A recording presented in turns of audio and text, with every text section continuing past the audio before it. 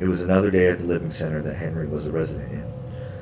His wife Ethel had passed away some years ago. He woke up, did his normal routine of shower, brushing his teeth, combing his hair, and went about his usual visitation of other residents. Something was amiss, but it slightly fazed him until he started walking back to his room. He felt a little dizzy, so he sat on a bench where he remembered feeding the birds every day with Ethel. While sitting there, he heard a familiar voice. "Well, hello, Henry," she said.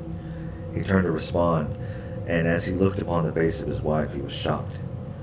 There she was, gorgeous as ever, her blonde hair done up like Marilyn Monroe, her face perky as the first day he had met her, the sparkle in her eyes. Ethel, darling, what are you doing here?" he exclaimed. "I have to tell you, Henry, that something is coming. I need you to be prepared for what's going to happen. I need you to contact our sweet James about it," she said. "How is this possible? How are you back?" he said, reaching in for the tightest hug he's ever given her. "Henry, my love, call James and tell him to come get you and get a storm shelter ready. Plenty of water and food," she whispered in his ear. "Okay, dear, do you know what it is?" Henry questioned, lost as he was, but yet wanting to obey his loving wife. "I unfortunately can't tell you, but I want you to be safe when it happens." "I love you, honey. I didn't get to tell you before you left," he said, with much sadness and joy in his heart. "I know," she responded, and in the blink of an eye, she was gone. Henry, as fast as he could, hurried to his phone and dialed the number to his son's home. Ring after ring went by. Suddenly, somebody picked up. "James, I need you to pick me up, now. Something is about to happen. We have to get to your storm shelter," he shouted. "Dad, hold on. What's happening?" James replied. "I'll explain later, son. Just come get me," Henry demanded. Hours went by. Finally, a black Suburban pulled up, and James came running into his father's room. Henry, already packed and ready to go, stood up without hesitation and started for the door, until it happened.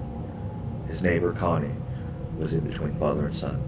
Her hair, blood red, eyes sunken in, her face full of veins pumping throughout her body. She darted for James, a wild sprint from a woman who had been disabled for years. Astonished, James had already packed a couple of bags in the SUV. The woman, screaming towards him, lunged, and blood pouring out of her, onto Henry's only son, trying to claw and bite her way towards James, unsuccessful. He, a retired police officer, finally used his training to subdue Connie. "Dad, get in the car," James yelled. Surprised at the event unfolding, Henry hurried into the passenger seat. Once inside, he saw his son struggling to hold her down. Henry grabbed his granddaughter's softball bat from her bag in the back seat and rushed to help James. "James, move!" As he jumped up, Henry swung wildly, hitting one of his friends he made there as many times as he could muster. With each swing, more blood and flesh flew into the air, onto his clothes. He finally had stopped. Arms weak, bat heavy, he dropped it and hopped back in the SUV. "Dad, what just happened?" James asked.